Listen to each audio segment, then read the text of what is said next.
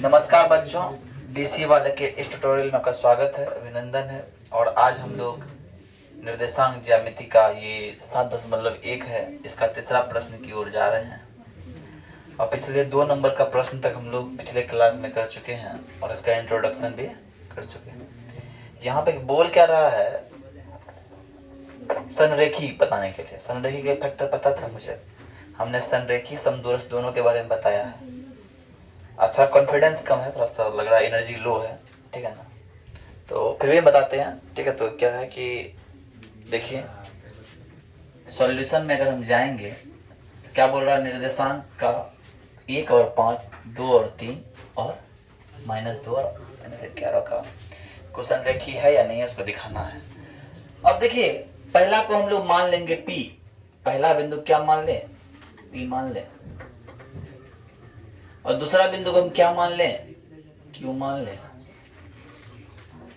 और तीसरा बिंदु को हम लोग क्या मान लें, R मान लें। देखिए हम बताए थे संरेखी होने के लिए मान लीजिए अगर ये P, ध्यान समझिएगा, ध्यान समझना, संरेखी है या नहीं है तीनों लाइन बिंदु। तो एक है P, एक है Q, एक है R। ये तीनों एक समान लेकर लाइन में संरेखी है। इसका मतलब क्या है, इसका योग जोड़ इसका योग बराबर इसका योग। आए बात समझ में, इसका योग जोड़ इसका योग बराबर इसका योग, तब ना संरेखी होगा। अगर ऐसा है तो संरेखी है, अदरवाइज संरेखी नहीं है। और इसको संरेखी निकालने एक और फार्मूला है, आप लोग को हम बता देंगे। तो एक फार्मूला और भी है कि त्रिभुज का त्रिभुज का क्षेत्रफल अगर 0 आ जाए तो संरेखी है, तो संरेखी नहीं है।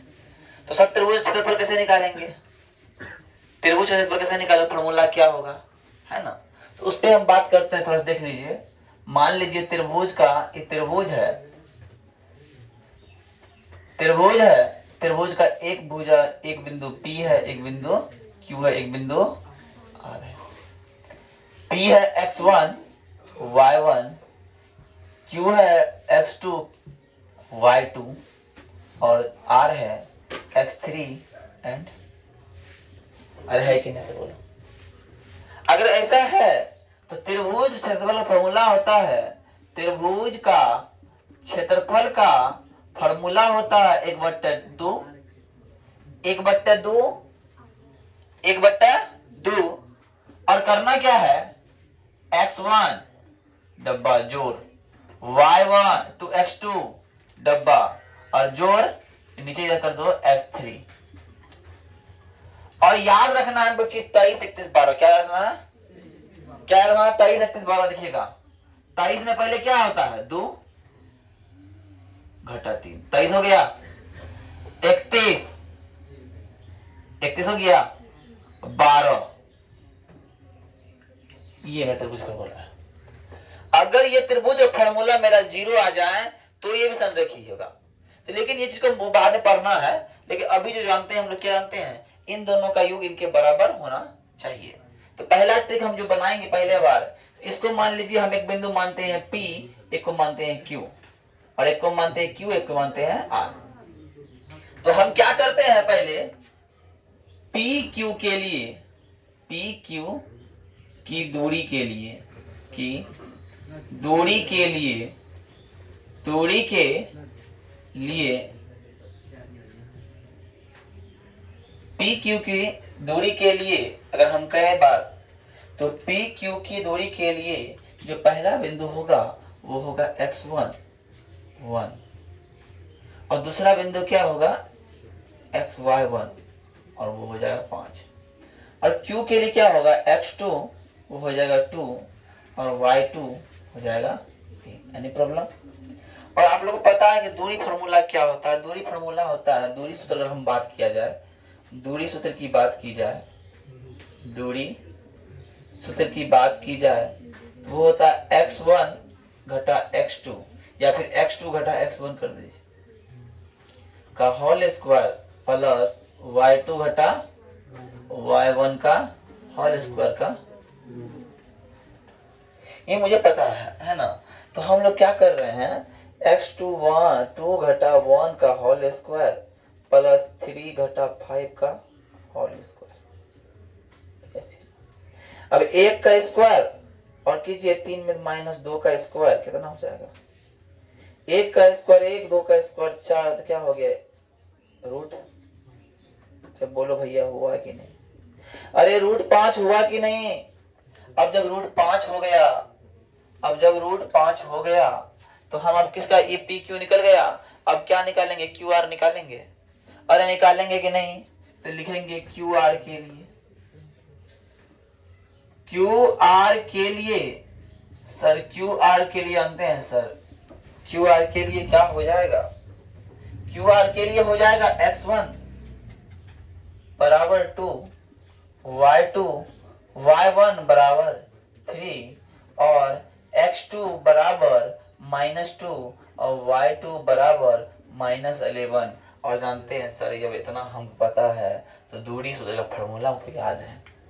अरे है कि नहीं, दूरी सूत्र का फॉर्मूला याद है। क्या याद है, x2 घटा x1 का होल स्क्वायर प्लस y2 घटा y1 का होल स्क्वायर।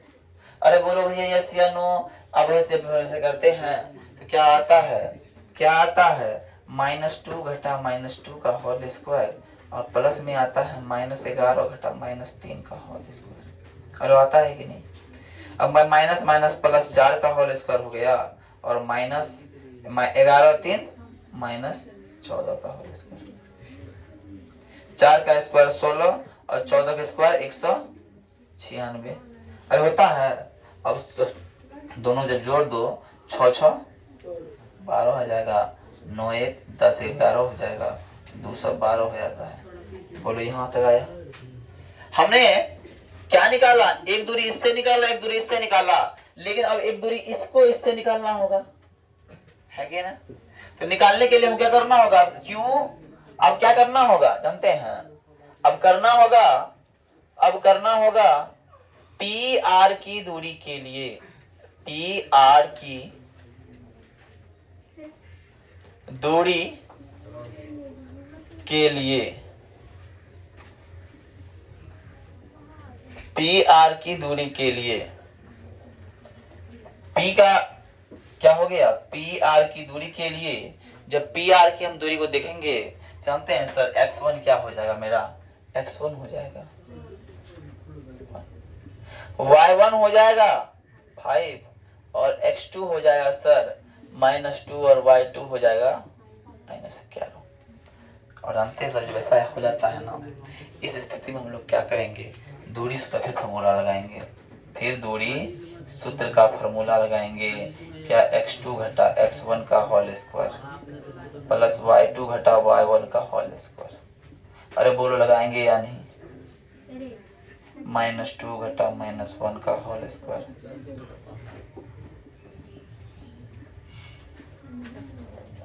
-3 का होल स्क्वायर प्लस -16 का होल स्क्वायर। जानते हैं 16 का स्क्वायर क्या होता है, कोई बताया 16 का स्क्वायर कितना होता है, 16 का स्क्वायर कितना होता है, 236 होता है।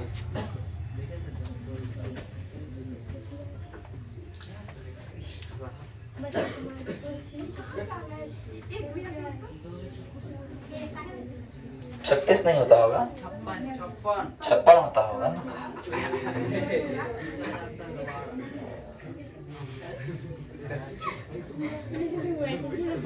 छप्पन होता होगा। कितना हो गया, जोड़ कीजिए, कितना हो गया, 262 हो गया। अब तुम एक चीज देखो यहाँ पे, क्या इन दोनों को जोड़ देने से ये आ रहा है, नहीं आ रहा है, इन दोनों को जोड़ने से ये आ रहा है, नहीं आ रहा है। इसको भी रखो थोड़ा सा डब्बा में, इसका भी हम बात करेंगे भी। तो लिख दो यहाँ पे एक कोना में लिख दो, अतः P Q plus Q R बराबर नहीं है पी आर के, अतः ये बिंदु संरेखी नहीं है। पहला ट्रिक से तुम लोग बनाओ, तब अगला ट्रिक बताएंगे। ठीक,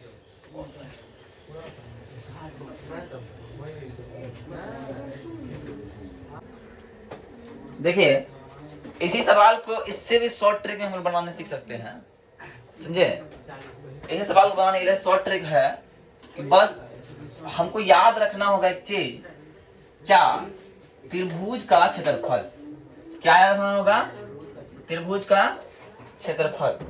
इसका दूसरा विधि अगर बोले तो सेकंड मेथड है। क्या मेथड है? Second method.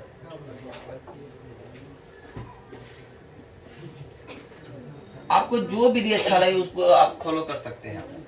करना क्या है, हमको कुछ नहीं करना है, ध्यान से देखिएगा, बड़ा बारीकी से देखने की बात है। हम कुछ करना नहीं है, हमको बस करना है पहला पॉइंट को मानना है x1 y1, दूसरा पॉइंट को x2 y2 और तीसरा पॉइंट को x3।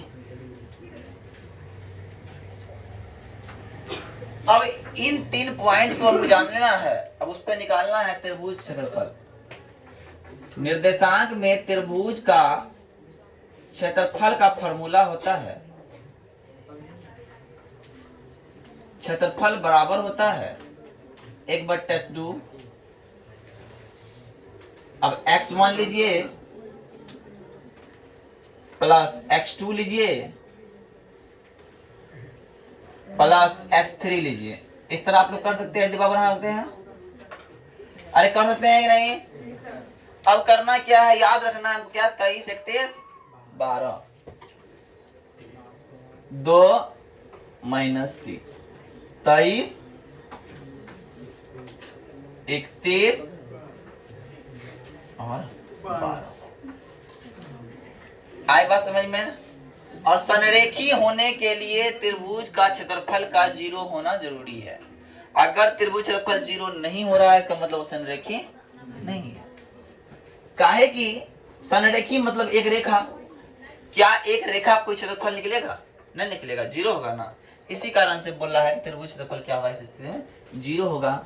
आप लोग खुद ही बोलिएगा सर 1/2 बोल दिए। x1 के जगह क्या देंगे सर? 1 देंगे, प्लस x2 के जगह क्या देंगे सर?